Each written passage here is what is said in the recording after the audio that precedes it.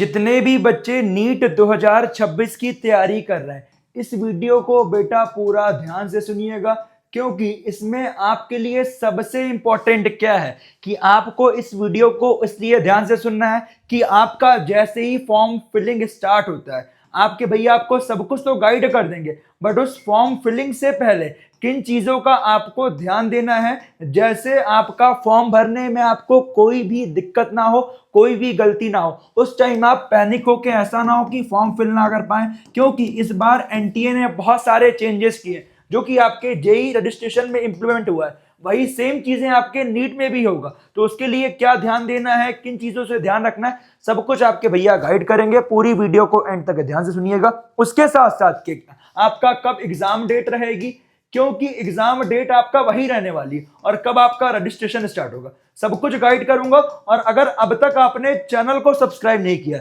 कर लीजिएगा subscribe with bell notification. उसका रीजन क्या है, हम लोग पिछले 6 सालों से बच्चों को गाइड कर रहे हैं जेई के फील्ड में, और लगातार बच्चे बोल रहे थे भैया आप नीट में गाइड नहीं कर रहे हैं। तो ये नीट एक्सीलेंस चैनल केवल आपके लिए बनाया गया है, तो आप इस चैनल को सब्सक्राइब कर लोगे, ये इतनी मेरी गारंटी है कि नीट में आप जितना भी स्कोर करते हो, उस स्कोर में जो भी आपको बेस्ट कॉलेज मिलेगा, वो आपके भैया आपको सब कुछ यहाँ गाइडेंस दे रहे होंगे। तो उसके लिए परेशान मत होइएगा। This side Aman from IISER Bhopal alumnus. उसके साथ साथ क्या, आइसर का फॉर्म जो कि नीट वाले बच्चे भर सकते हैं, पीसी वाले बच्चे, वो का फिल आउट करना है, नेस्ट का फॉर्म, इसके अलावा आपको और कौन कौन से फॉर्म को फिल करना चाहिए, काउंसलिंग में कौन कौन से पार्टिसिपेट करना चाहिए, वो आपके भैया आपको गाइड करेंगे। तो उसके लिए सबसे पहला इंपॉर्टेंट चीज है कि आपकी कोई वीडियो मिस ना हो, उसके लिए सब्सक्राइब कीजिए और बेल नोटिफिकेशन दबाइए। और दूसरी इंपॉर्टेंट बात क्या है, जैसे ही फॉर्म आएगा, उस फॉर्म को कैसे पूरा फिल आउट करना है, उसकी प्रॉपर वीडियो, और कैसे अभी आपको तैयारी करनी है जिससे आपका फिजिक्स केमिस्ट्री बायोलॉजी में आप मैक्सिमम स्कोर कर सको, मैं सब कुछ आपको यहाँ गाइडेंस दे रहा हूँ। उसके लिए आप सब्सक्राइब करके बेल नोटिफिकेशन दबा लीजिएगा। तो सबसे पहले क्या आपका ये डिस्कस कर लेते हैं एग्जाम डेट के बारे में। तो ये आपके लिए सबसे इंपॉर्टेंट क्या, ये जो आपका लास्ट ईयर की ब्रोशर की बात करूं, तो जो आपका एग्जाम हुआ था वो 4 मई को हुआ था, और इस बार पहला संडे आपका 3 मई को पड़ रहा है। तो एक्सपेक्टेड क्या, यही डेट आप फाइनल मान के चलो, 3 मई को आपका एग्जामिनेशन होगा। अगर होगा 3 मई या फिर मैक्स टू मैक्स 10 मई, 3 और 10 में से कोई आपका एक दिन एग्जामिनेशन होगा। और जो एप्लीकेशन फॉर्म है वो जनवरी लास्ट वीक या फरवरी फर्स्ट वीक में आएगा। लास्ट टाइम आपका 7 फरवरी को आया था। तो ये ध्यान दीजिएगा बेटा, आपके पास टाइम 1 मंथ का रहता है, 7 मार्च तक का टाइम था लास्ट ईयर। बट इस बार आपके लिए क्या ध्यान देना है, अगर आप जनरल वाले बच्चे हो, ईडब्ल्यूएस वाले हो, ओबीसी वाले हो, एससी एसटी वाले हो, तो किन चीजों का सबसे पहले ध्यान देना है, इसको ध्यान से सुनो। तो सबसे पहले बेटा हर बच्चे के लिए, अगर आधार कार्ड नहीं है, आधार कार्ड जाके तुरंत बनवा लो, क्योंकि आधार कार्ड सबसे इंपॉर्टेंट आपका रहने वाला है। और दूसरी चीज, आधार कार्ड में जो आपकी डिटेल्स है वो आपके क्लास 10th मार्कशीट से मैच करनी चाहिए। अगर नहीं मैच करेगी तब भी आप फॉर्म फिल कर सकते हो, बट फिर आपको कहने का मतलब एफिडेविट और गैजेट बनवाना पड़ेगा, फिर आपको बाद में दिक्कत हो सकती है। तो अभी आपको इसीलिए बता दे रहा हूं, सब्सक्राइब कर लोगे, डे बाय डे आपको सब कुछ गाइड करता चलूंगा।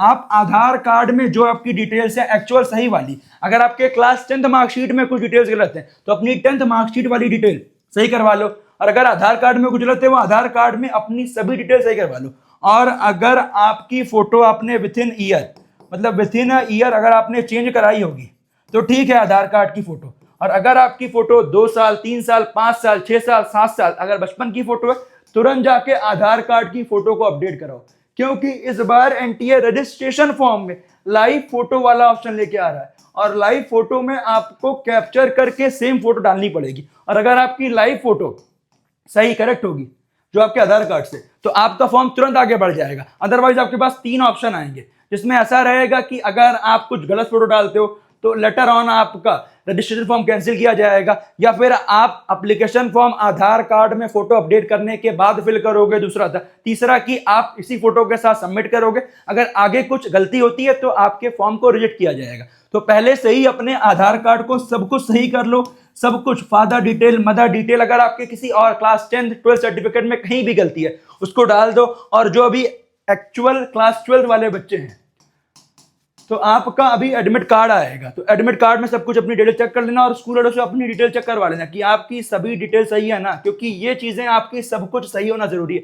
अगर कहीं गलती है तब भी आप फॉर्म को फिल कर सकते हैं, कोई दिक्कत नहीं है, बट सब कुछ सही रहेगा तो फायदा उसमें आपका, क्योंकि इस बार आधार कार्ड को लेके बहुत ज्यादा इंपॉर्टेंट है। तो बेटा आधार कार्ड आप सभी बच्चे तुरंत के तुरंत जो भी गलतियां हैं आप सही करवा लो। दूसरी चीज, आपार आईडी इस बार मांग रहा है रजिस्ट्रेशन में, तो अगर है तो यस करके आगे बढ़ना है, अगर नहीं है तो नो करके आगे बढ़ना है। तो इससे भी बिना आपके काम चल जा रहा है। बट अगर आपके पास आपार आईडी नहीं है तो आपकी आपार आईडी एजुकेशन क्वालिफिकेशन, मतलब एजुकेशन को लेकर, मतलब वहां पे आपकी सभी एजुकेशन चढ़ती है। क्योंकि पहले ऐसा हुआ करता था, एक टाइम में बच्चा कहीं से बीएससी कर रहा है, कहीं से बीटेक कर रहा है, दोनों सेम टाइम में डिग्री पा रहा है। तो इसको खत्म करने के लिए आप एट अ टाइम एक ही डिग्री कर सकते हो। जैसे आप अगर नीट की तैयारी कर रहे हो, ठीक है, तो फिर अगर आपको बीएससी करना है बायोलॉजी से, बॉटनी से, या फिर एमबीबीएस कर रहे हो, तो उसमें आपकी एक ही डिग्री चले। इसलिए ये आपार आईडी वाली चीज मेंटेन हो रही है। अगर आपार आईडी नहीं है तो आपार आईडी आपका डिजी लॉकर पे मिल जाएगी, जो कि आपके स्कूल वाले आपका बना देते हैं। इस बार सीबीएसई एग्जामिनेशन में पहले मैंडेटरी था, बाद में मैंडेटरी करके हटा दिया गया था। अगर है तो ठीक है, नहीं है तो कोई बात नहीं, इससे ज्यादा दिक्कत नहीं है। मेन दिक्कत आपका आधार कार्ड, ठीक है, और जो आपकी पासपोर्ट फोटो लगेगी वो ध्यान दीजिएगा, और पोस्ट कार्ड फोटो जैसे ही फॉर्म आएगा उसके रिसेंटली आप बनवा लीजिएगा और उस फोटो के अपने पास ही रखिएगा, ठीक है। अगली इसके अलावा आपको अगर एलिजिबिलिटी क्राइटेरिया हो गया, कुछ और चीजों के बारे में जानना होगा तो मुझे कमेंट कीजिएगा, अगली वीडियो में हम सब कुछ कर रहे होंगे। और इसके अपार्ट आप कौन कौन से फॉर्म फिल कर सकते हैं जो बच्चे नीट वाले कर सकते हैं, उसकी रिगार्डिंग भी अगली वीडियो आ रही होगी। तो सभी के लिए चैनल को सब्सक्राइब कीजिएगा और टेंशन मत लो, क्योंकि बहुत सारे बच्चे टेंशन ले रहे हैं और चीजों का ध्यान दे रहे हैं। उससे भी इंपॉर्टेंट क्या, अब जो बच्चे सर्टिफिकेट वाला है, इस बार जेई के फॉर्म में और लास्ट ईयर सर्टिफिकेट नंबर मांगा गया था, तो जो बच्चे SC ST वाले हैं वो तो तुरंत के तुरंत बनवा लें, क्योंकि आपके काउंसलिंग में भी चल जाएगा। अगर आपके पास पहले से भी है तो कोई दिक्कत नहीं है। बट जो बच्चे EWS OBC वाले हैं वो भी अपने सर्टिफिकेट के लिए अप्लाई कर दें, क्योंकि आपका फॉर्म फिलिंग में भी लेटेस्ट मांगा जाएगा और काउंसलिंग के टाइम में आपका 1 अप्रैल 2026 या उसके बाद का लग जाएगा। तो यही 2025 वाला दिखा के आप रिन्यू करवा लीजिएगा, कोई दिक्कत वाली बात नहीं है। तो अभी EWS OBC वाले बच्चे भी तुरंत के तुरंत अप्लाई कर दें और अपना सर्टिफिकेट बनवा के रख लें, ये आपके रजिस्ट्रेशन फॉर्म में काम आएगा और आपका कोई दिक्कत नहीं है। अगर आपको रजिस्ट्रेशन फॉर्म के अलावा आपका जो सर्टिफिकेट है EWS का, OBC का, SC ST का, इनका फॉर्मेट चाहिए तो लिंक डिस्क्रिप्शन में दिया गया है हमारे टेलीग्राम चैनल का, उसे ज्वाइन कर लो। और अगर आप व्हाट्सएप चैनल चाहते हो कि हम व्हाट्सएप चैनल ही बनाएं तो उसके लिए मुझे कमेंट करना, अगले वीडियो में आपको सब कुछ कवर कर रहे होंगे और आपके लिए सब कुछ A to Z, जब तक आपको कॉलेज नहीं मिलेगा आपके भैया गाइड करेंगे। सब्सक्राइब करना मिस आउट बिल्कुल मत कीजिएगा। Wish you all the best, अच्छे से पढ़ाई कीजिए।